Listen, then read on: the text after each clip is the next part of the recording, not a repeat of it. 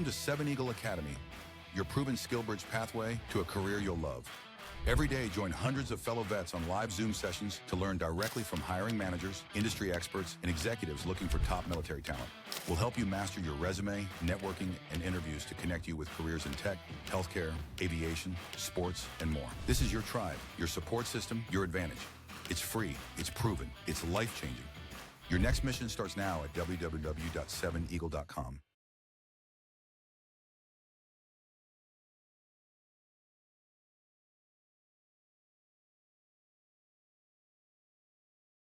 What's going on, everybody? It's your boy here, J.R. McIntyre, Dr. J.R. McIntyre, a.k.a. the Hood Motivator. And we're here live on Season 7 of International Interviews. And yes, I can't wait to tell you who we have today. But before that, thank you to Los Angeles Tribune for just giving me the opportunity just to spread my positivity. Thank you to Riverside Platform for allowing me just to promote my podcast from your platform. And thank you to all my sponsors. You here at the Motivators table, welcome. Hey, I told you, get your highlighters and your pens ready. Right now, I want to bring to the stage, from live internationally to the stage, Miss Barbara. I don't want to mess her name up, Vokatis. Vokatis. How you doing today, Miss Barbara? How you doing? I'm doing very well. Good. Nice to see you. I appreciate you just taking your time to you know what I'm saying. I know it's late over there. Where you live from? Ukraine, right? So my wonderful friend Yeah. Valeria, shout out to her, is from Ukraine. Okay. But I am originally from Poland, just living in the United States for 25 years. That's all. There we go. Poland. But at the end of the day, hey, I told you we're gonna grab everybody we need to get. But right now, what I want you to do is go to my LinkedIn and get the live link so you can drop it on your Facebook so your people can respond. Yep. Let me know if it pops up. You see it? I'm going there right now. Okay. Yes, I see it. I'm just going to share and copy the link. There you go. And you would like me to go to Facebook, right? Yes, go to Facebook and take that. Okay. Yep.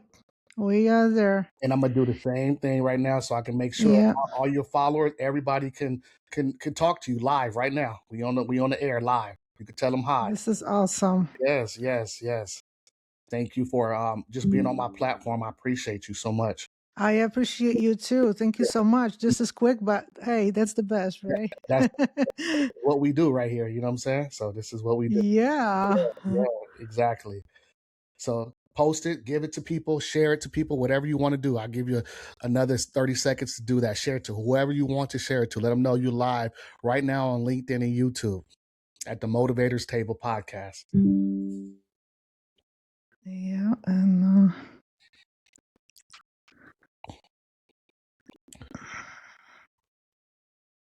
okay. I think it went through on Facebook. Let me just share the live to my, it's just going through. I can't leave the Facebook, but I think it's almost done. Okay. And I'm just going to repost the live on LinkedIn. Okay. You good. Take your time. It's all. Nothing's quick here. No. Okay. This is why. 1 second. Yeah. Yeah. Here you go. I'm reposting now. Okay.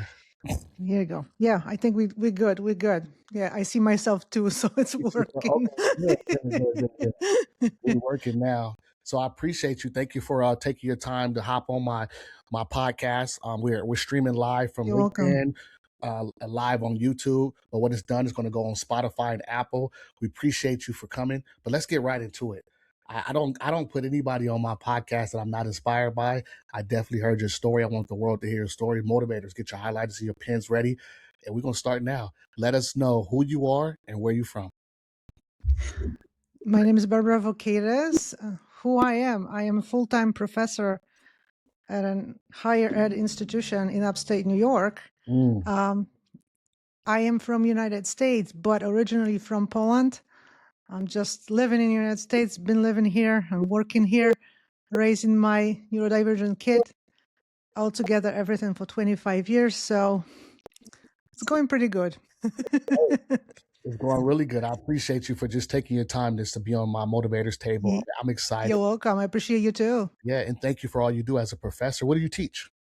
Thank you. So I teach current teachers and future teachers, Wow. doing it all. Wow. Yeah. I love that. I love it. I love it. Maybe one day I could come down there and speak to your class or the college or whatever. I would love that. Anytime. Yeah. They need it. They need motivation because, hey, teaching is not an easy profession. So whatever we can do to kind of make these students aware of what it means to be a teacher is important. It's not just learning from textbooks. Definitely. And I love it. Yeah, just let me know. Put my name in the hat. I'm ready to go. Like I always tell everybody, I'm ready to go. This is my gift. It's my Wow. Thank you. passion. Yeah, thank you. Let's get into You're it. welcome. Who was Barbara as a little girl? As a little girl, so I grew up in Poland, and I was always interested in learning, being curious, and just trying to do anything that I could do to do good in school, learn as much as I can, and keep going with this. I was pretty good at academics. I didn't struggle in school, with the exception of like maybe first grade, because I struggled a little bit with reading. But once that took off, then I was taking off. Yeah. That's usually how that happens, right? You know what I'm saying? Like once you get it to clicking, it just goes. Yeah. Yes. Mm-hmm. That's what education. Yeah. Yeah, definitely. Higher learning. Yeah, definitely. I love that. And so let's talk about how your character was growing up. Like what did you like to do? I was just a regular kid, growing up in Poland some time ago. There was no social media, okay? There was no phones, right? We were outside, especially in the summer or after school, with friends, socializing, figuring things out together. After we went to school without buses, we just walked. Mhm. Then we walked from school home, and that was absolutely incredible. So you had the chance daily socialize, figure things out in the group of your peers, and it was rarely supervised. I mean, when the teacher was in the classroom, we were supervised, right? Mhm. But when that was not happening, after school, we were going home or going to school. We were on our own. That's really how it was. Yes, I remember that vividly. When I was little, we walked to elementary school a mile. We walked to middle school 2.5 miles. We walked to high school 2 miles. So, and we had Yep. the option to ride the bus, but we rather walk. You know what I'm saying? And we walk. It's like 12 of us walking. You know what I'm saying? To elementary, to middle school. Like we all grew up together. Yep. So I remember that vividly. So that's wow. I love it. Totally. Yeah. What did you learn back then, walking and just going through all that stuff to now? What's the difference? You just kind of learn how to figure out who's your friend, because the interactions were face to face. Right. Right now, it's kind of hard to figure out who's your friend, because people, I mean, you can meet a lot of people online. I mean, there's no question about it. I meet people online every day, but I understand the difference, and I understand it's hard. It's harder to show who you are when you are online. People can also hide different things. And for young people, again, they have a lot of access to other people online. But again, I mean, are they your friends? It's another level of figuring this out. And back then, you kind of knew who your friends was, and also in the village, you knew their parents. You know what I'm saying, right? You knew their uncles. There were stories. Like everybody knew everybody, Yeah. so you knew who these people were. Right. Exactly. Like literally. Yep. No, you could put, like I said, you said it right. The stories and Mhm. generations of what people did and families, and what I'm saying. I was walking down the street, and my grandfather was known in my neighborhood. He was, oh, that's Eddie's grandson. Like, oh, he's good. Like, it was kind of like a resume. It's like, oh yeah, if you belong to this family and they were Yep. positive, you were good. If you did something wrong, hey, we're gonna tell on you what you got going on. So yeah, I remember that. But it's not like that no more. No, it's not. Oh. It's not, and that is the difficulty, because you have to understand that doesn't mean it's bad. oh, it's wrong. That's not about that. But it's more difficult to then, there's more complexity into like guiding your own kid as far as navigating through these relationships. Right. Right. So Definitely. I'm not saying it's wrong, but it's just very different and more difficult. Right. And that's good. You hit a key word, relationships. And that's something that we just speed by now. We don't really have uh, organic relationships with our friends and family members no more. A lot of time it's high and by, or it's on the social media. If they reach Yep. out to you, Yep. people won't even call you no more. They like afraid of calling you because they know you will not pick up, right? Or they don't even really have too much to say, right? So I found Yeah. myself when I'm raising my teenagers and my kids, it's like, how do I relate to them? And sometimes Hmm. I had to go on social media and send them memes of the same things I'm trying to correlate to them so they can understand what I'm saying and they get it because Yeah. not only is daddy saying it, that person just said it. So it's like, oh, you don't want to listen to me, but you got 10 other people that saying this. And let me see this meme. Hmm. Yeah. I do that too. Right. Hey, we can shake hands. I do that too. And but then you have to be careful because you don't want this to be like, oh, you're constantly feeding them your Yeah. preaching, right? Yeah. It's a fine line. You gotta it's I mean, parenting is not an easy, especially nowadays. It never was easy. No, But I have to say I'm pretty sure that I got a good relationship with my child, which is extremely important. that's good. I love that. And it's important to have that relationship. I remember going through adolescence and all them things, and I thought my dad hated me, and I was like, why is he so tough on me? But I tell you what, Yeah. he's my best friend today. So I'm glad he did everything he needed to do to get my attention, and he was tough on me, really tough. I'm talking about. I thought he was military. He wasn't military at all, but he was tough. Yeah. Pushed me to do what I'm doing now and get me over the hump. Right. So back in the '80s and '90s, you know, yeah. Awesome. Yeah, definitely. So let's talk about how you was in high school. Let's talk about that. High school, high school was kind of interesting period. I mean, I was just trying to figure out really what was on my mind was really again continuing learning more, reaching more with education. I knew back then from the beginning somehow, I don't know how, that education was important. That I can get further and have more influence and do something good, to the world, to the community when I have education. I already at that time considered myself probably being a teacher. So, in order to be a teacher, you had to go into college, right? After high school. So, I was on this trajectory. Um, there was not as many options for me as a girl at that time. Uh, Now, when I think about it, I would have also been happy if I went into more like a scientific field, being in the lab, doing things like that. But back then, the type of high school class I was kind of like going into teaching more. I think that's when I look back. But it was okay because I knew I wanted to learn more, study more, and be curious and see where I would be going. Basically, that's what this was about. And again, I trying to figure it out why I was into education so much. But I think that atmosphere at home also had something to do with it. My parents were not educated. Mm, They did, elementary education, and they were working hard, but they always valued education and supported us, me and my sister, as far as education, college, and all that. I always felt this incredible support and feeling that they couldn't do it because they didn't have an opportunity. That's why they couldn't study. right. But they were committed to helping us, and we felt it. And that was also a big push too. But the biggest push was really just my own personal drive. I need to study more. I need to learn more, and I want to make a difference in the future. And I knew that education was the way.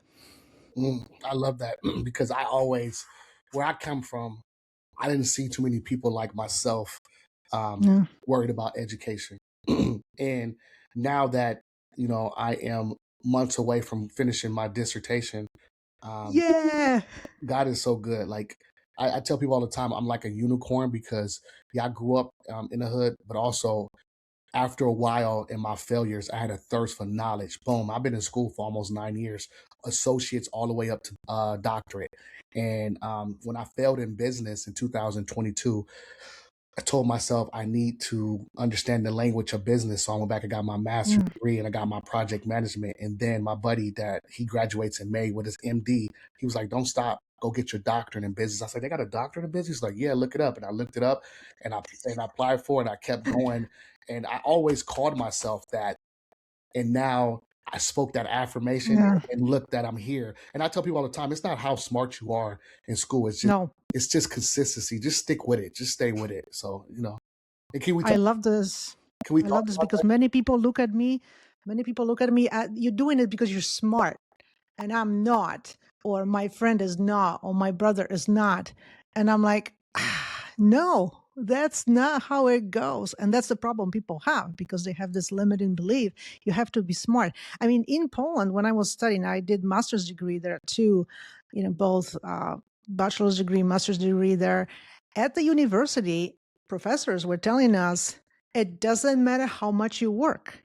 It's all about if you have this initial talent and skill for this. Right, That's your success, and your hard work does not matter. right, It's like the opposite to what you hear now. right. But I always thought that this was like a false, they were trying to sell Yeah, false narrative or whatever. You know what I mean? But people believe it, and some of them still do. right. Yeah, that's a false narrative. That's what it is. It's like Yep. you want me to do X, Y, and Z, but I like I said, I tell people all the time, even with my disabilities, just stay in. I stayed in the room when it was dark. I asked for tutors. I got 2 tutors today, and it's just like push yourself because I want to be the person that looks like me that I can say, hey, you can also do this. You can do X, Y, and Mhm. Z. And you don't have to say, oh, it's for that type of people or that culture. No, we can do this too. Let me show you how to do this.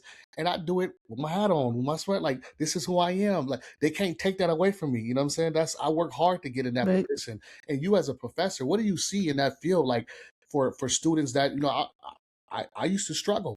And can you talk about that and how you help students come around that mountain and find their why in education?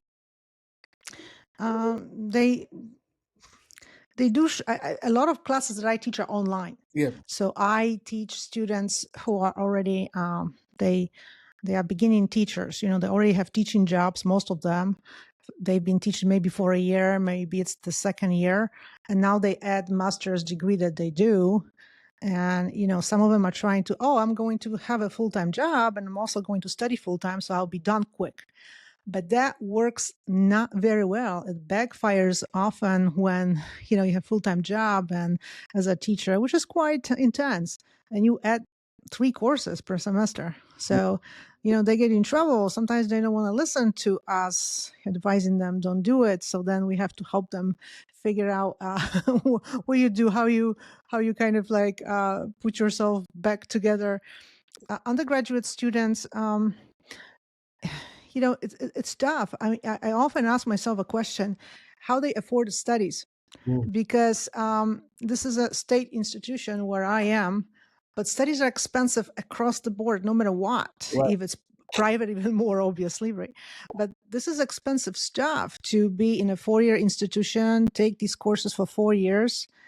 Parents are involved in this. Mm, It's a lot of, I see it as a lot of sacrifice, a lot of just it's not easy. It's just it's really hard, and they trying hard too. These young people are incredible people, and they just trying to make it, be teachers, do what they can do. Some of them support themselves working full time while they are in undergraduate, doing undergraduate studies.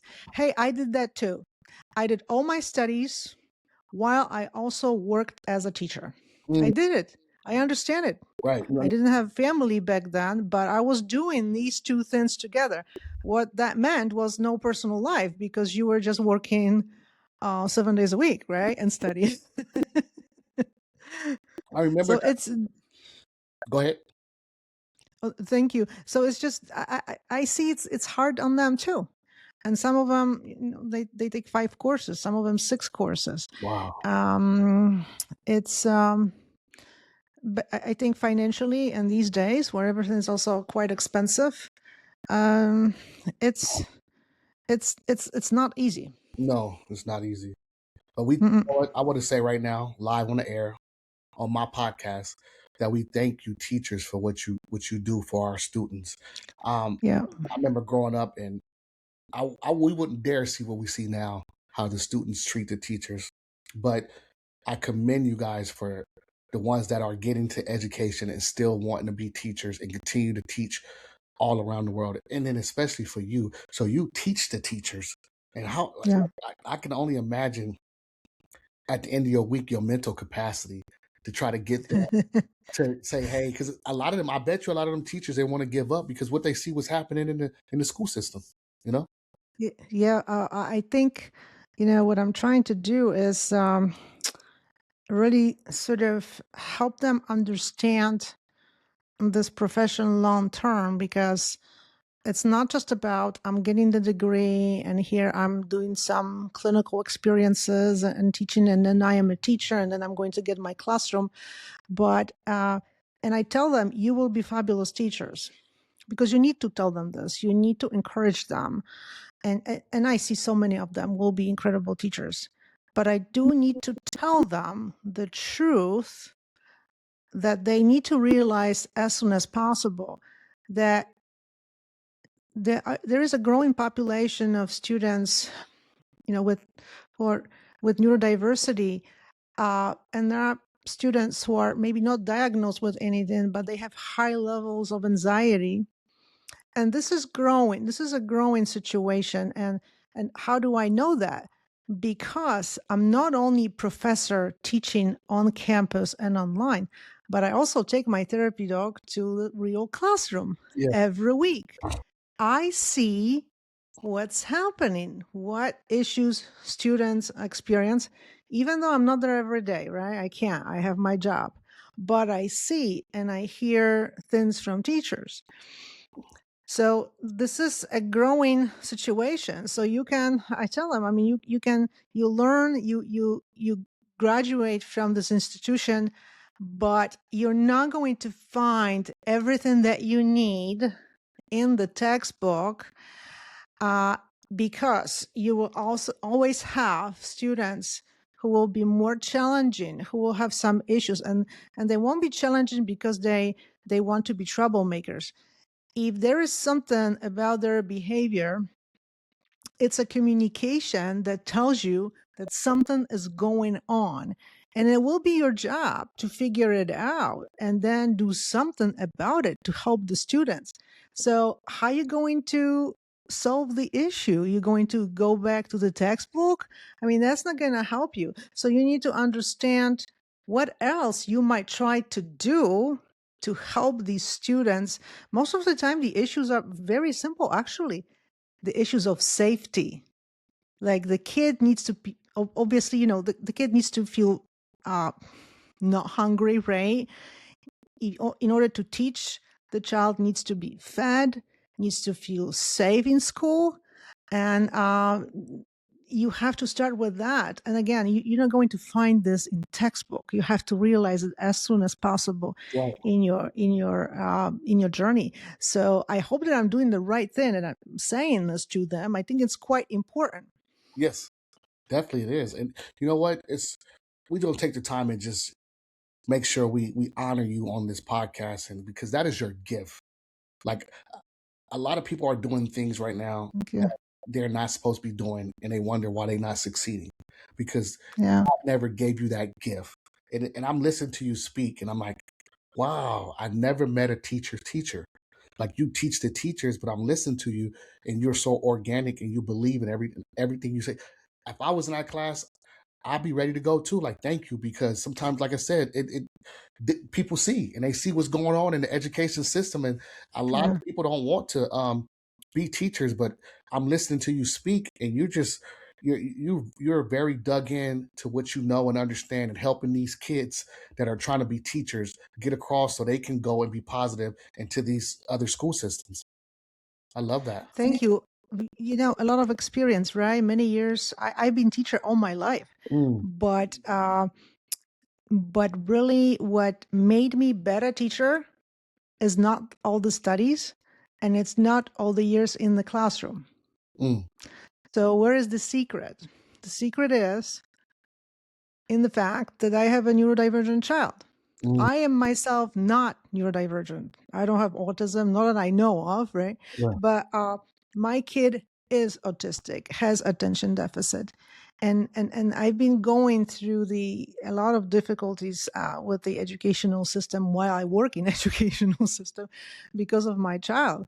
And I see a lot of things, and that makes me a better teacher, and that's why I can make these connections when I teach those teachers. So I think it's my responsibility to make sure that they understand that they need to be a teacher for everyone, and that means that they have to understand that everyone learns differently. Right. Well, that's why teaching is not an easy job anymore. Right. Everyone learns differently. You have to be able to um, make sure that every kid can learn in your classroom, whatever this might be. Mm, Not everybody is able to receive the teaching, and not to mention the situation like I already mentioned. If the kid has high levels of anxiety, they're not going to be able to learn anyway. You can be an awesome teacher, right. but you can have a great lesson plan ready to go.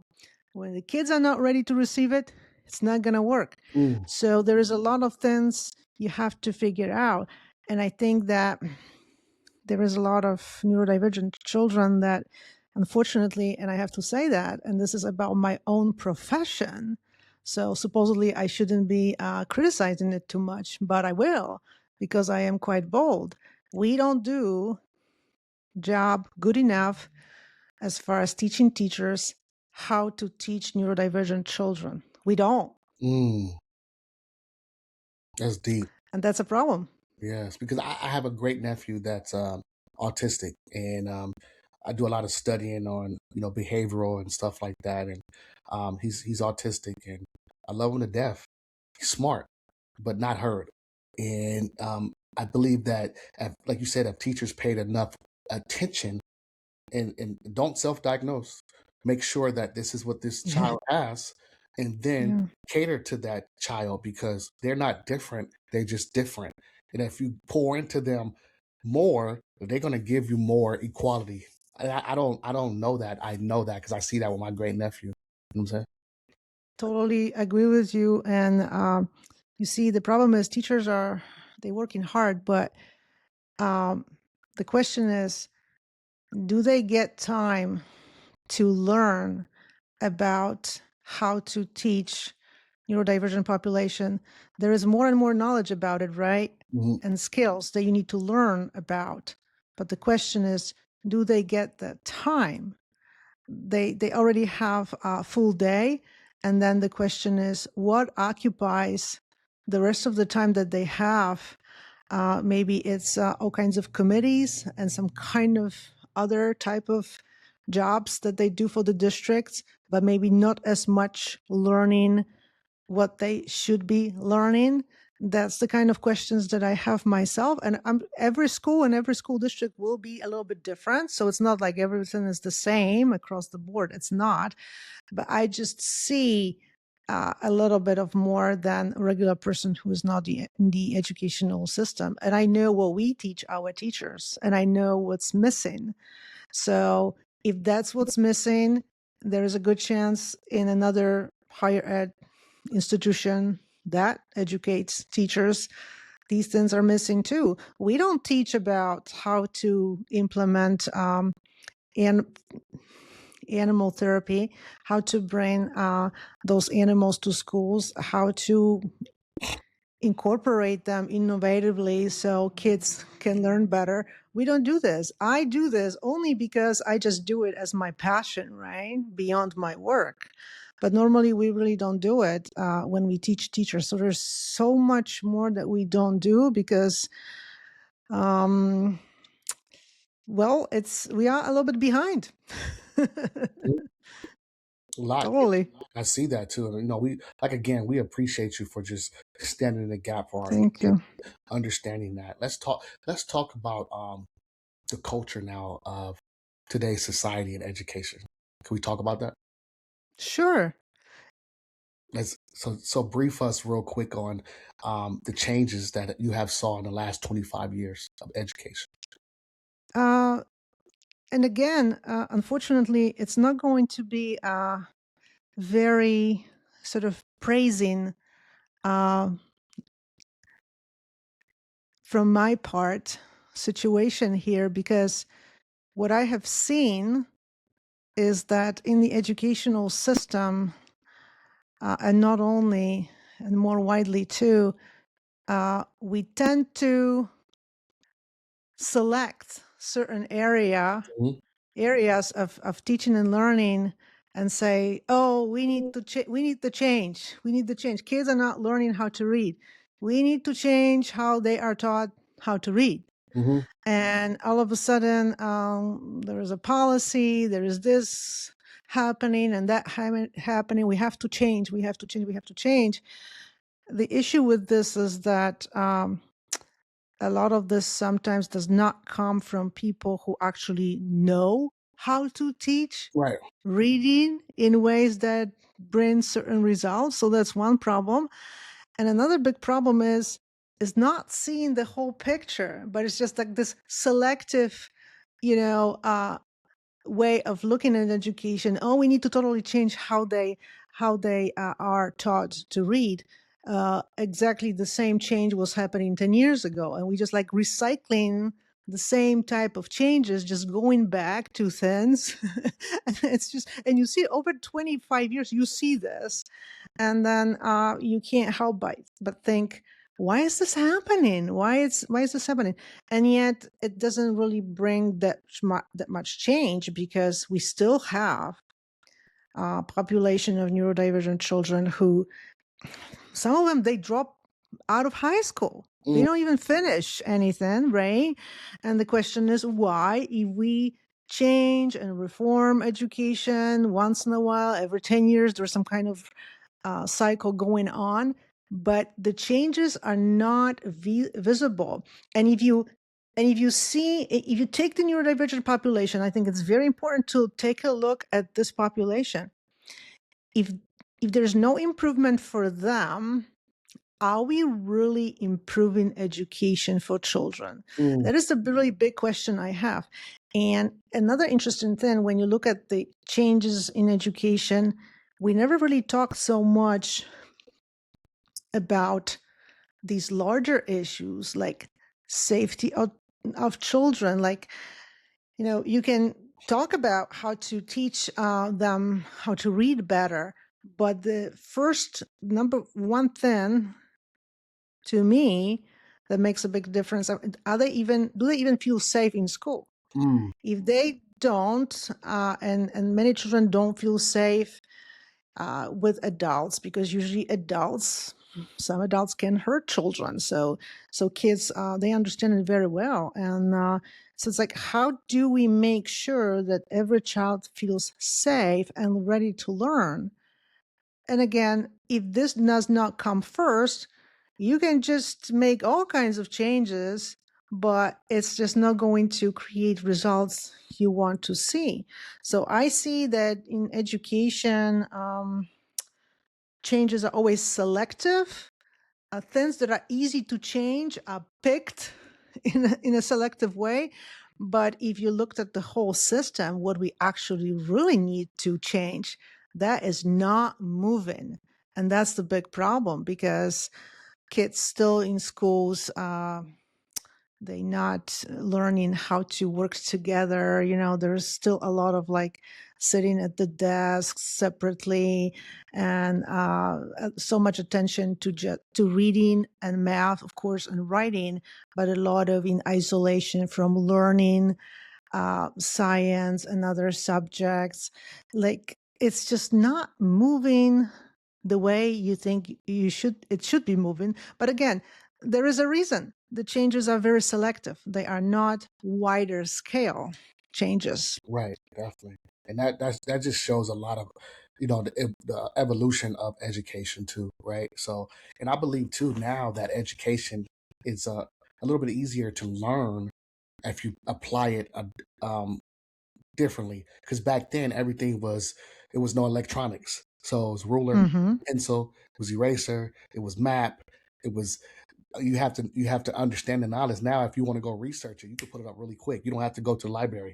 You pull it up, you can reference it, you can look at it, all those things. So I see that now that these students are, what I'm saying, they're gravitating to a lot of technology. Mm-hmm. Can you talk about that? This is extremely important, but because when you think about it, we hear how workforce, how everything will change, and because of AI, right? We hear about it. We don't know exactly how everything's going to change because nobody really knows, but we hear some things. We hear that might create a lot of entrepreneurship, like even more than now. Maybe a lot of jobs you won't need to go to college, or maybe you do college in a totally different way. Who knows? But another thing too is, which really makes me angry, and that also speaks to your question about changes in education. There are high schools, some high school, they ban AI. You can't use AI. Mm, Well, if you cannot use AI at all, how are you going to learn about using AI properly, which will prepare you for? Wouldn't you think that when you graduate from high school, you should know some things about AI, right? yes. So why is it banned? What's the problem here? Why is it that teachers are not learning how to teach that in a certain way? I know that they don't know everything, right? They learning about AI themselves, but banning AI, especially in high school when they need those tools, they need to understand them, how to use them. It's not Right, about banning, it's about learning how to use these tools. right. So these kind of things really, they make me quite angry. And again, asking the questions, right? Right, right, definitely. And how do you cope with that? Because I feel the same way. If AI is pushing towards the future and it's leading the way on the future, how about we learn it, right? So I Yep. think the problem is so many people are lazy and they let AI do the work. But if you learn it, and we work together, it'll be better. Yep. But it said that in the movie The Matrix. Like it can do itself and function well on itself. But if it works good with human capacity and you grow together, the smarter you get, the smarter it get. But if it leaves you, you're gonna stay down here because now it's telling you what to do. Get up in the morning, do this, Yeah. do that, like be procrastinate, all these things. I see it because I'm in my doctorate, so it's like I use it for my ability, but also I make sure I Hmm. understand the knowledge because I'm a speaker. So when I get on the stage, I got to understand, I got to articulate the right way. I got to know the rhetoric the same way. So I got to be able to, Yeah. I'm not AI, I'm a human being. So I got to talk Yeah. and understand, you know what I'm saying? But I also don't put it to the side. Like it also, like you can work together with that. Can you talk about that? Exactly. Well, at our university too, when AI sort of like happened, there was a boom. All of a sudden, the idea, well, what do you about it? What do you do about this as far as what kind of note and policy you put for your on your syllabus, right? About it. So at first, I think everybody was putting that it's no AI, right? Because it just came out, and you have to get ready with your courses and submit the syllabus right to the department. It's just nobody knew what to do. So I think at the beginning everybody just put this note, but then after a while I started thinking and asking questions myself. Wait a minute, wait a minute, I'm using AI. Right, So why should I ban students from using AI? It's kind right, of really stupid. And the question is really about how you use it as a tool, right, right? Not how you abuse it, but how you use it, that it works for your benefit, but you learn and just reasonably how to use that tool. And I started really thinking about what to allow students to do, and of course also explaining to them what's ways of using AI that are not very good. So we talk about it, we have a conversation, but again, but not banning this, because this is AI is already here and we're using it. I'm using it. I'm using it for different things. I'm learning constantly new ways I can use it. But again, like you said, I am still human, and I'm writing, when I'm writing an essay or something else, I write the draft because this is my writing. And then I will go to AI to use it as a sort of like a advice in editing or revising something like that, but I'm not going to ask the tool to write for me, because who's the author then, right? I mean, are you the author? If you are the author, you better write that draft Yeah. and use your brain. So we talk about it with the students, and I think these conversations are very important. And that's why, going back to my anger about, AI being banned in high school, it's like, what are you talking about? Yeah. Why y'all doing that? I think they should, especially at that age. If you was able to give elementary kids tablets, you can let them access. Exactly. It just makes no sense. Right? Yeah. But still, we have the tablets, so let them access it, but also put boundaries on it. Yeah. Do equations about it, because now it's like, okay, we know if you did it through this, then you didn't really do your research, you didn't really do your work. But if you work it together, you're going to get your best work. Mm-hmm. Because Yeah. when you slack, it pick you up. When it's slack, you pick it up. Because you could talk to your chat GPT and say, hey, I didn't tell you to do that. That's not even correct. Redo that. This is what I know. And say, oh, I'm sorry. Because it be trying to get one over on you. Yeah. Yeah, Yeah. I know that some people thank ChatGPT every time they get some kind of answer, thinking, sort of treating it like a real person. Oh, thank you for giving me this answer. I don't do it, but I'm just right. like, well, it's a machine, right? Yeah. I'm not going to humanize it. Come on. We appreciate you just coming on my platform right now. What I want you to I do, appreciate you too. leave my audience with, everybody get your highlighters and your pens ready, with your your social media, so we know how to find you, Professor. Thank you so much. And it's like my brain. It's like, wait a minute, do I know my accounts? I sure do. It's like, wait a minute. Well, I am on major social media. I think they are major on Instagram as dr.barb.educator. And it's easy to spot me. I have a black hat. And the same is on Facebook. Yeah. On Facebook as Barbara Vokatis, Yep. and again Blackhead, and I've got my books displayed in a very loud way in the Facebook banner, because why not? And of course, I am on LinkedIn as well. I was kind of reluctant to go on LinkedIn. I went on LinkedIn, but then 2 years ago I started being more active, and I love the platform a lot, I have to say. Yeah. I've got pretty good community there. So on LinkedIn, Barbara Vokatis, I think, comma PhD, and I am a little bit also on X and Threads, but Facebook, Instagram, and LinkedIn are these major platforms. I'm trying to be active and giving back to the community too, because you got to do that too. Thank you. I appreciate you. And also, I'm You're welcome. skip over it. Let them know about your books. Well, so I'm writing books. Thank you so much for asking. Mostly in the area of animal assisted education. This is one of them, actually. In this one, I talk more about innovative work in this area that I'm doing with the collaborating teacher. It's called Teachers and Therapy Dog Teams, Innovative Collaborations to Make a Difference for Children. Okay. So, all kinds of activities we describe in that book. And my recent book, then I'm so sorry I don't have it right now. I gave it to someone. I have to get another copy. It happens. Before you know it happens. Unshakable. It's about my 20 years, almost 20 years of parenting neurodivergent child, really, with all kinds of ideas how we can change education better for a neurodivergent children. My own child co-authored the book. I interviewed them, and they came up with incredible ideas, advice for parents, teachers, and other neurodivergent kids too. And in that book, I also talk about animal assisted education, because it can substantially help really help in changing classroom communities for neurodivergent kids and for the whole community. If you have a therapy dog and you know what to do with therapy dog, how to include it, you can really help create a very good community where everybody feels supported and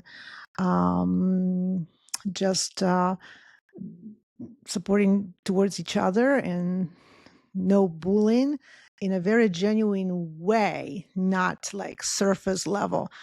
Going to tell kids, like, if you tell kids you all have to be nice to each other, that's just not enough to create a good community like that in genuine ways.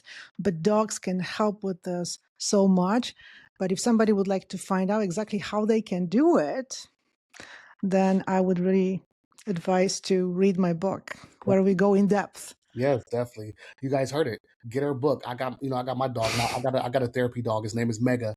He's a little Shih Tzu, but his heart is big. And when I got injured in Iraq, Yeah. Afghanistan, and they hospitalized me, and when I got out the hospital, he was there waiting for me, and he's been with me for 11 years, since 2015. And he's so lovable. He understands. He recognizes. He has a huge heart.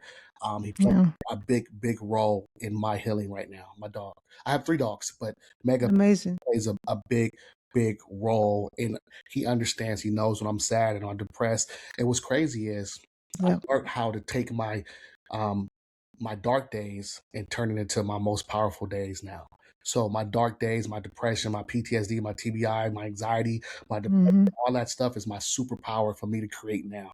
And I thank God for the journey that I went through, and my dog too. So thank you for telling us about your book.